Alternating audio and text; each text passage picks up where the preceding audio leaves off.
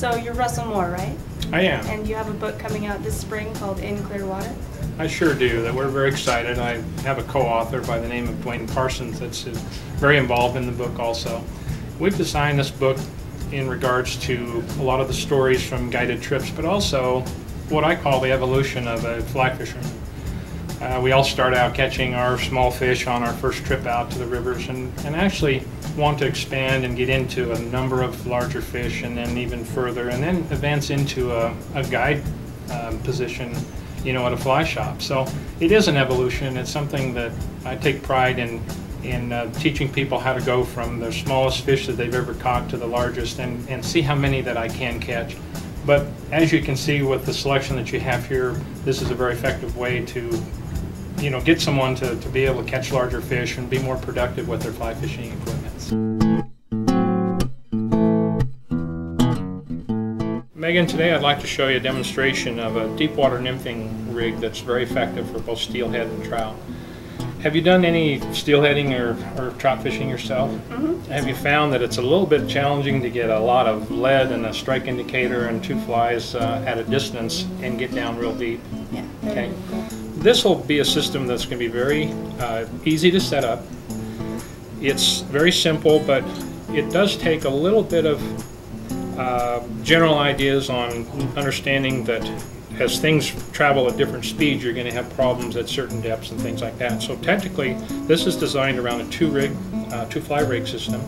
It has a piece of lead above your second fly, and we actually take a sliding indicator with a bead next to it that allows this to change depth, and it allows it to give you a better turnover for your long distance cast. A lot of people challenge to be able to catch steelhead at a lower, deeper level, and the way to get down there is obviously a lot of weight. What pound test are you using? Well, on this particular situation, for steelhead especially, I like to use about 20-pound test up to a point. What that allows that to do is turn over when you make your cast. It'll also give you good strength and support up to the point where you may put a swivel or you have maybe a lead stop that your indicator will slide down to. So it's a very good question. A lot of people try to use light trout equipment to do the same type of system, and it is a tangle nightmare. So what we really try to do is get as heavy a line up to a point, and then you either tie knots or put a swivel or some kind of a D-ring, and that allows you to taper down to the smaller diameter tippets that you may use for your fly casting or fly fishing scenario. So with this system, you can't get too much weight. I tell you, it's nice to have a ton of weight, even your jigs that you may use. Sliding strike indicator will actually generate a way to give you a depth of 15, 20, 30 feet if that's what you choose to fish at. You don't find that difficult to cast with the length of it? Well, good question, and if anything, the length is good, but your dimension is even better, that you could actually cut through the wind with an indicator that's designed like this. This one here being round, it's very flotatious. That this is a great indicator, but it does cut into the wind, and you do have some problems on occasion if it is windy.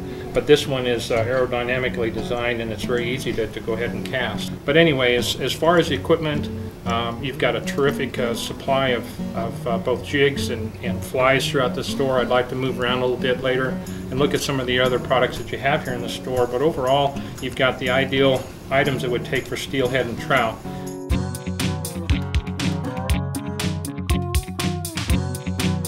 So Russell, tell me a little bit more about your book, In Clear Water. I also include a lot of things in regards to the style of nymphing that I utilize, which is deep water nymphing. It's a big basis of the book, and it's also a way that I catch not only trout but steelhead. So I'd like to show you a few of the flies in general that would actually be very effective. This one here in particular is Hodgman's Yuba pupa actually, but if anything, I like a lot of larger style nymphs that would be a dropper fly, and then I'll put a smaller one behind it, whether I'm using steelhead equipment or maybe something on a trout arena.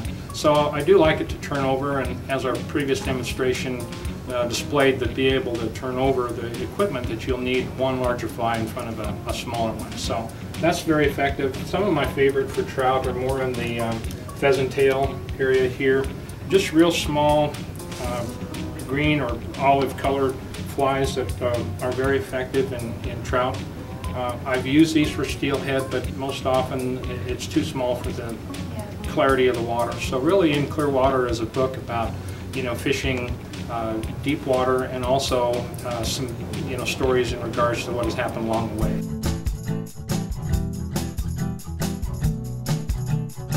So Russell, what would you use to target a larger fish? Well, it's a great question. I've got a lot of specific flies that I use. You happen to have a number of them right here in the bin here at Big R at Pondere, Idaho. One of my most favorite flies that I find most effective for large fish are the yellow dudgeon. It's an articulating fly. It's very effective. It's very buggy looking, and I think it imitates a number of items that are out there, though the color is quite unique. But I think that's how the fish see it. Your bigger flies will actually attract bigger fish because the small fish can't get a hold of it. So it's really one of my favorites, and I'd have to say that between that and the gray are some of my favorite colors overall throughout, you know, catching larger fish. So I'd also like to say that a lot of times your brown trout are more carnivorous, so they'll be more aggressive towards a brown coloration than anything else. So these would be a very effective fly. It allows you to at least describe to your customer base here that as they go out and travel the rivers, that brown is really a good color in general for both species of rainbows and also brown. So it's a very effective fly, and I'd say that that's one of my favorites in addition to the other two that you have there for catching larger fish. Okay.